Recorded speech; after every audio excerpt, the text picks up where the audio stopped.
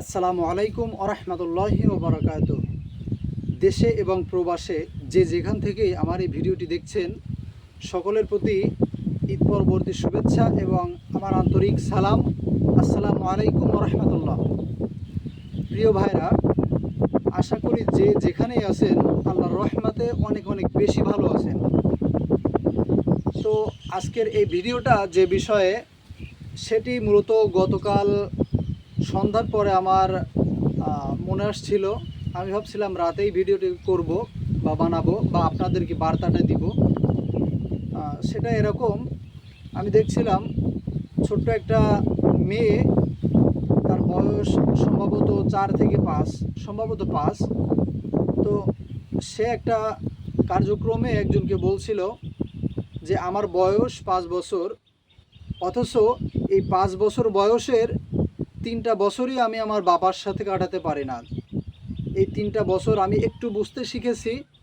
তো এই বুঝতে শেখার পর থেকে আমি আমার বাবাকে দেখিনি, আমার বাবার সাথে ঈদের আনন্দটা ভাগাভাগি করতে পারিনি, আমার বাবার সাথে আমি ঈদ কাটাতে পারিনি। ঈদের সময় যে একটা আনন্দ, একটা ইমেজ বা আমেজ, যাই বলি না কেন, যে একটা মানে আনন্দ ফুর্তির বিষয় থাকে, সেই বিষয়টা সে বাবার সাথে শেয়ার করতে পারেনি, বাবার সাথে কাটাতে পারেনি। তো এটা বলার একটা অন্যতম কারণ হচ্ছে যেসব ভাইরা প্রবাসে থাকে তাদের নিয়ে। আসলে প্রবাস জীবন যে কতটা কষ্টের সেটা একজন মানুষই জানে। অনেক দিন আগে একজন প্রবাসী ভাইয়ের কাছ থেকে আমি শুনতেছিলাম, সে ভাই বলতেছিল যে আল্লাহ যদি বাঁচিয়ে রাখে বা যদি আল্লাহ পাক রব্বুল আলামিন সুস্থ সবল রাখে, তাহলে খুব অল্প সময়ের মধ্যেই সে প্রবাস ত্যাগ করবে, অর্থাৎ দেশে ফিরে আসবে। আর সে এটা বলতেছিল যে পরবর্তী জন্মে যদি আল্লাহ আমাকে পাখি হিসাবেও তো বানায়, সাপোজ এরকম বলছিল।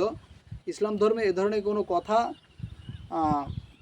কাউন্ট করা যায় না বা করা হয় না, তবুও উনি বলছিল যে আল্লাহ পাক রব্বুল আলামিন যদি পরবর্তী জীবনে আমাকে পাখি হিসাবেও বানায়, তো আমি বলবো যে আল্লাহ, আমাকে আপনি প্রবাসী হিসাবে তৈরি করেন না, আমার যেন প্রবাসে যাওয়া না লাগে কখনো।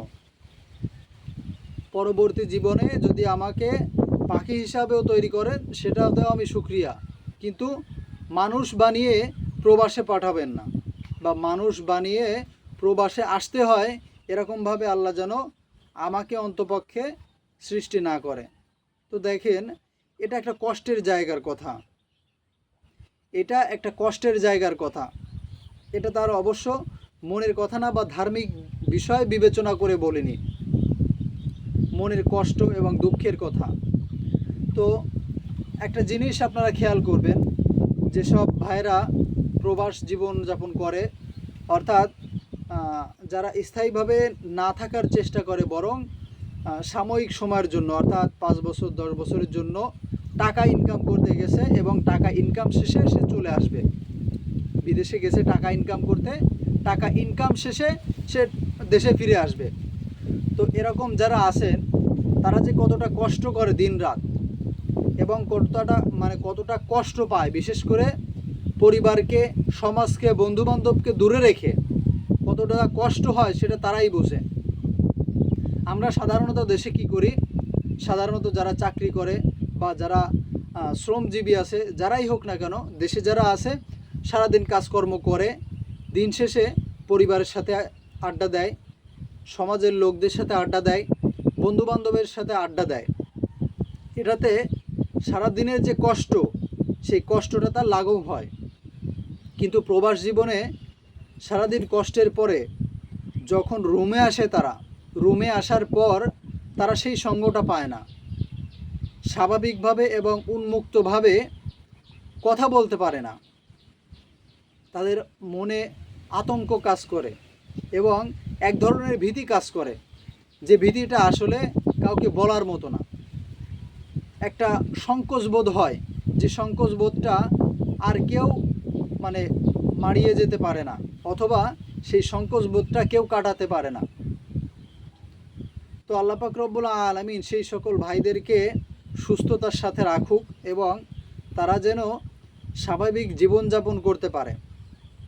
আর যারা প্রবাসে যাবেন, বা যাওয়ার নিয়ত করেছেন তাদেরকে বলবো, নিজেদের সর্বোচ্চটাতে চেষ্টা করেন। যে টাকাটা দিয়ে আপনি বাইরে যাচ্ছেন সেই টাকাটা দিয়ে দেশে কিছু করেন।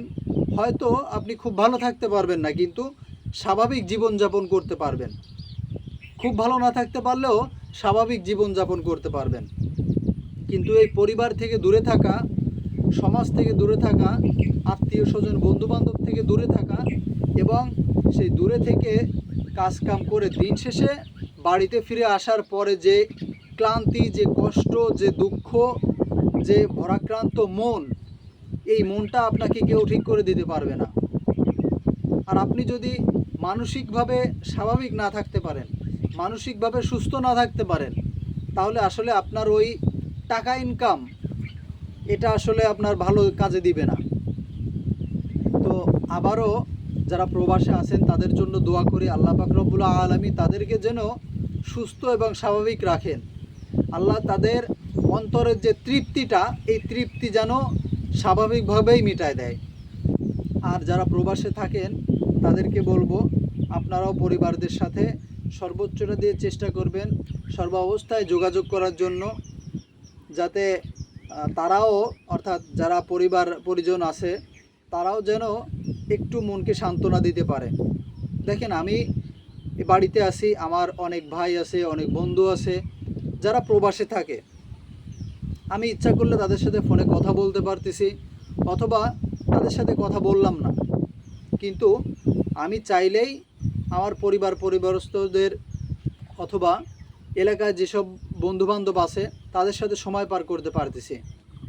অথবা এমনও হচ্ছে যে আমি নিজেকে অন্যভাবে সান্ত্বনা দিতে পারতেছি, হয়তো কোথাও ঘুরতে যাচ্ছি, অথবা আশেপাশে যারা আছে তাদের সাথে মুক্তভাবে কথা বলতে পারতেছি, অথবা স্বাধীনভাবে চলাফেরা করতে পারতেছি।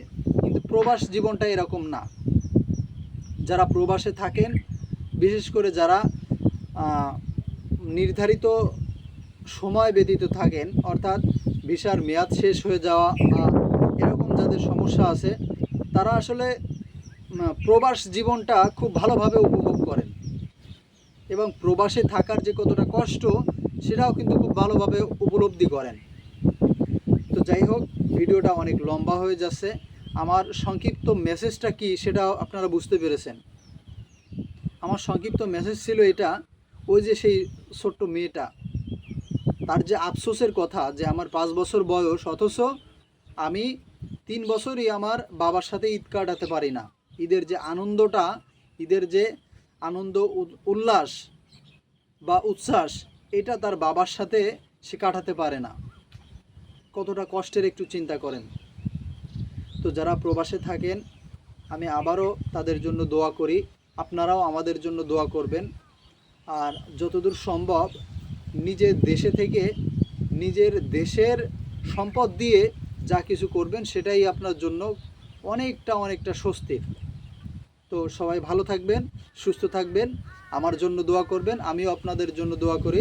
আল্লাহ পাক রব্বুল আলামিন যেন আমাদেরকে সদা সর্বদা সুস্থতার সাথে সত্যের পথে রাখেন। আসসালামু আলাইকুম ওয়া রাহমাতুল্লাহি ওয়া বারাকাতুহু।